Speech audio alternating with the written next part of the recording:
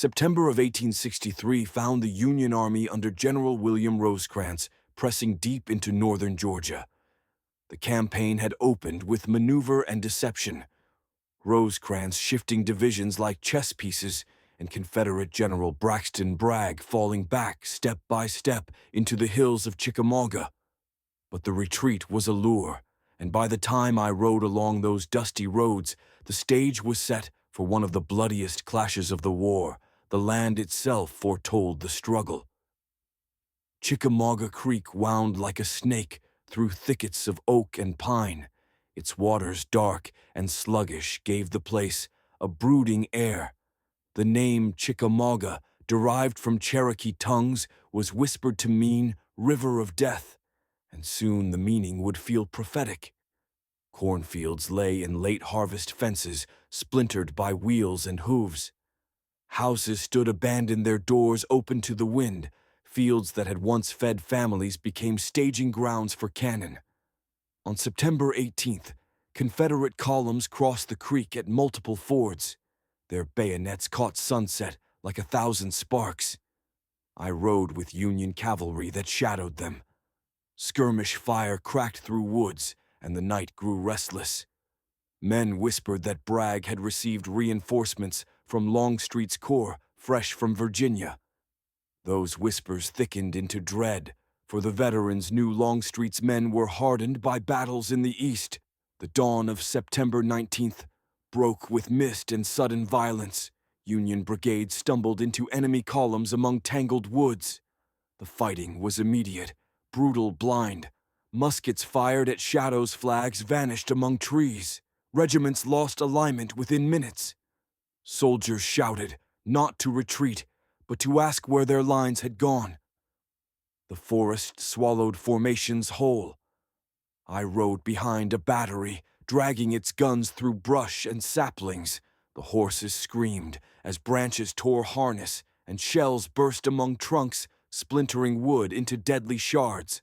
By midday the field had no clear front. Cannon roared from unseen positions.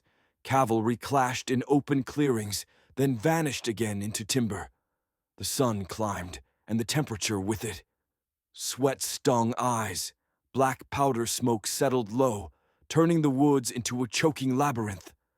The noise was beyond bearing a roar, like surf, but closer, harsher, more personal. In that noise, commands were lost. Courage became instinct. Soldiers fired because others fired, and advanced because the man beside them advanced. I saw a regiment from Indiana make 3 charges across a clearing. Each time they ran into a sheet of fire, each time they fell back with ranks torn. Then a 4th time they surged and broke through for a moment, bayonets thrusting. Men wrestled in hand-to-hand, struggle muskets used as clubs, blood bright on leaves. Then Confederates countered, and the Hoosiers were thrown back, leaving the clearing carpeted with dead and dying. Night brought no peace. Skirmishes flared in darkness.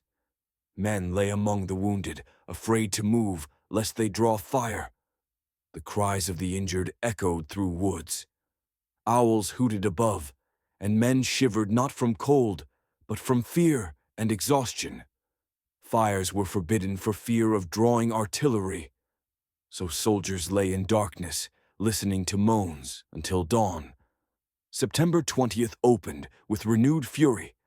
The Confederates struck with precision, driving wedges into Union lines. I was near the Brotherton cabin when Longstreet's assault crashed through a gap created by miscommunication.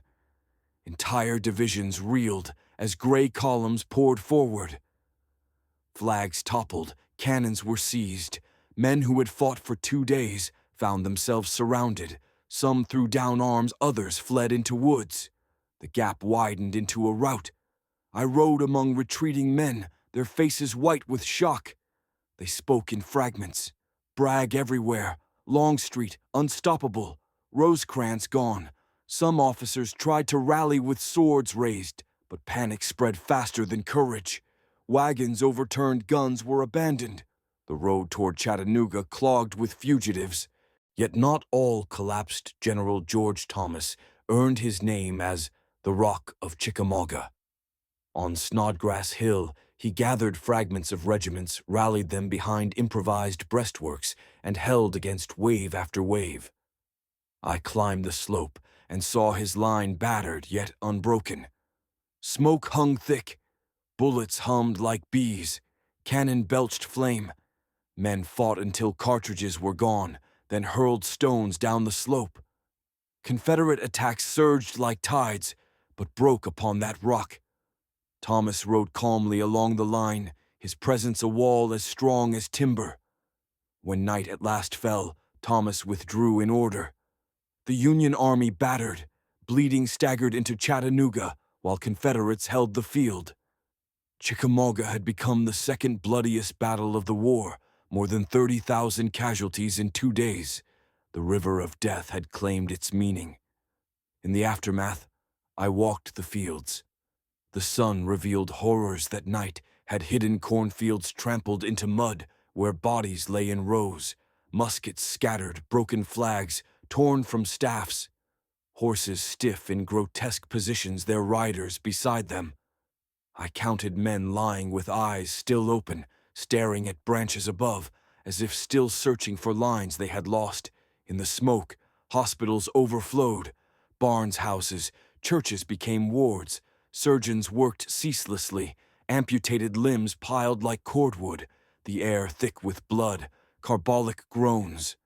I watched a boy no more than 16 bite down on leather while his arm was taken. He did not cry out, only gasped once and fainted. Nurses moved with weary rhythm, carrying water, dressing wounds, writing letters for men who would never speak again. The ground itself seemed cursed. The creek ran red where bodies had tumbled into water. Men spoke of hearing cries from beneath the surface, though perhaps it was imagination. Yet the name, River of Death, clung to every tongue. Soldiers of both sides admitted they had never seen such slaughter in so confined a space. Strategically, the battle was a Confederate victory, yet its fruits were mixed. Bragg had driven Rosecrans into Chattanooga, but failed to destroy him. Longstreet's corps was exhausted. The Confederacy had won ground, but not broken the Union Army. Lincoln later said that Thomas had saved the nation by standing firm that day. The Rock of Chickamauga became a legend. In Chattanooga, the Union Army licked its wounds. The city became a fortress, ringed by mountains with Confederates pressing close. Supplies grew scarce. Soldiers ate hardtack measured in crumbs. Horses-starved wagons lay idle. Men muttered of being trapped, yet reinforcements came. Grant arrived determined to hold and to strike back. Chickamauga had opened the door to new campaigns and to fresh bloodshed. For the Confederates, victory bred discord. Bragg quarreled with subordinates. Accusations flew. Longstreet marched eastward, dissatisfied. The chance to crush the Union force slipped away like water through fingers. What had been hailed as triumph soured into frustration. For the soldiers who fought there, memory remained seared. I spoke with a veteran years later who told me that when he closed his eyes, he still saw that clearing where the Indiana regiment fell. He said the smell of powder and pine returned with every thunderstorm. The war at Chickamauga lived on inside men long after the smoke cleared. As a correspondent, I wrote that the battle was proof of war's double nature. It revealed both collapse and resilience, panic and steadfastness, slaughter and salvation. In the space of hours, an army could disintegrate and then be reborn around a single man standing on a hill. For me, Chickamauga was less a place than a parable of endurance written in blood. That night in my journal, I set down these words. The river of death has run its course. It carried thousands into silence, yet from its banks rose also a rock upon which the Union still stands. History will call this field a Confederate victory, but time may see in it the seed of Union resolve.